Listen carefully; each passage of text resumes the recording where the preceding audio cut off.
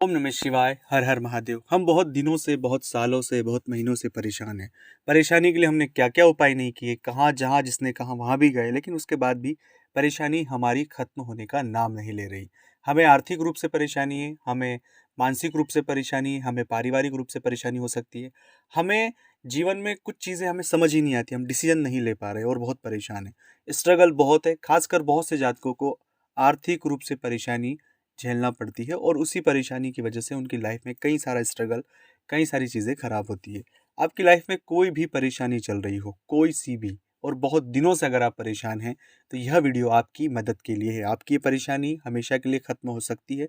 अगर आप मेरी जो बातें आपके साथ साझा कर रहा हूँ इन्हें समझेंगे, तो आपकी ये जितनी सारी बाधा है जिनसे वर्तमान में आप गुजर रहे हैं, इनसे बाहर आप आ जाएंगे। तो क्या करना है, इस वीडियो में हम आज उसी की चर्चा करेंगे। लेकिन उस चर्चा को आगे बढ़ाएं उससे पहले एक निवेदन मैं आपसे करना चाहता हूं। चैनल को अगर आपका मन है सब्सक्राइब करने का, ताकि जो आपसे जुड़े हुए सकारात्मक वीडियो इस चैनल से आपको हमेशा मिलते रहें, प्लीज़ चैनल को सब्सक्राइब करें, बेल आइकन को प्रेस करें। और साथ ही साथ अगर आप कमेंट्स में भोलेनाथ का नाम लिखेंगे तो मुझे बहुत अच्छा लगेगा। इस बहाने आप भी ईश्वर का नाम ले पाएंगे और मैं भी ईश्वर का नाम ले पाऊंगा। तो सबसे महत्वपूर्ण बात एक और है कि अगर आप चाहते हैं अपनी कुंडली का विश्लेषण करवाना, जीवन में कोई तकलीफ परेशानी जो भी प्रश्न हो, या आपको ऐसा लगता है कि आपको कुछ मार्गदर्शन चाहिए, तो स्क्रीन पर नंबर चल रहे हैं, आप व्हाट्सअप पर आए, अपॉइंटमेंट लेकर बात कर सकते हो। उसका फीस और शुल्क लागू है। जन्म तारीख, जन्म समय, जन्म स्थान आपको पता होना अनिवार्य है दोस्तों। नहीं है तो इस स्थिति में प्रश्न कुंडली से आपको जवाब देने की हम कोशिश करेंगे। सबसे पहली बात है कि जब भी व्यक्ति परेशान और हताश होता है तो बहुत से लोग उसका साथ छोड़ देते हैं, उस पर कर्ज बढ़ सकता है और उसको इस तरह का मेंटलिटी, नेगेटिविटी क्रिएट हो जाती है कि वो कुछ सोच ही नहीं पाता। उसे लगता है कि मैं हार चुका हूँ, थक चुका हूँ, और बहुत ज़्यादा नकारात्मक हो जाता है। ये होना एक स्वाभाविक सी प्रतिक्रिया है और ये होना एक स्वाभाविक सी बात है।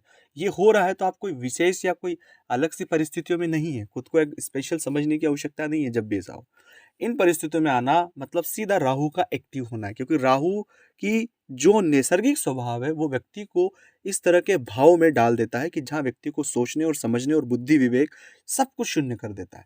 तो हम इस स्थिति में हैं तो समझ जाएगा कि कहीं ना कहीं हम राहु से पीड़ित है और उसी वजह से ये बाधाएं हो रही है।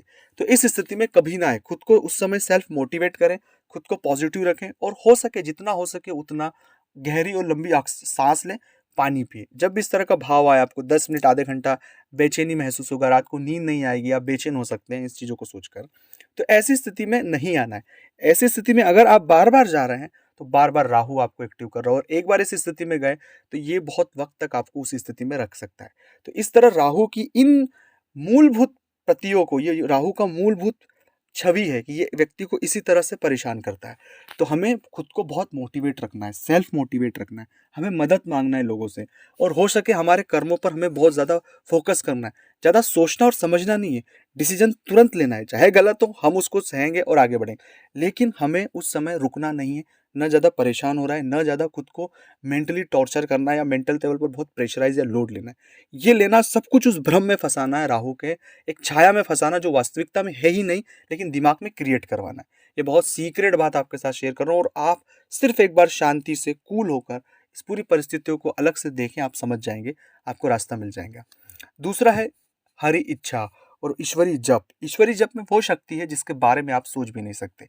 इसलिए जितना हो सके अपने प्रभु का नाम लो, स्मरण करो, क्योंकि वो हमें सत्य बुद्धि देता है, और सत्य बुद्धि ही है कि इस तरह की जो परिस्थितियां, इनसे हमें बचा के रखें और हम बहुत आसानी से हम इन पूरी खराब हालातों से बाहर आ सकते हैं। अब बहुत से जातक बस उसी फेज में फंसे हुए हैं कई सालों से, वो न कुछ अच्छा सोच पाते हैं, उन्हें शक होता है, उनके मन में कई सारी गलत गलत नेगेटिविटी चलती रहती है, बहुत ज़्यादा सोचते रहते हैं और वो उनके हालात सही नहीं हो पाते हैं। उसके लिए वो सबको दोष दे सकते हैं, आखिरी में खुद को भी दोष दे सकते हैं। तो ऐसी परिस्थितियों से हमें बाहर निकलना है। जो मैंने चीज़ें विस्तार से बताई, अगर नहीं समझ आए इस वीडियो को आप डबल अपने लिए सुन ले, ये आपकी मदद का विषय है। बाकी आप स्क्रीन पर नंबर चल रहे हैं, व्हाट्सएप पर अपॉइंटमेंट लेकर बात कर सकते हैं। ओम नमः शिवाय।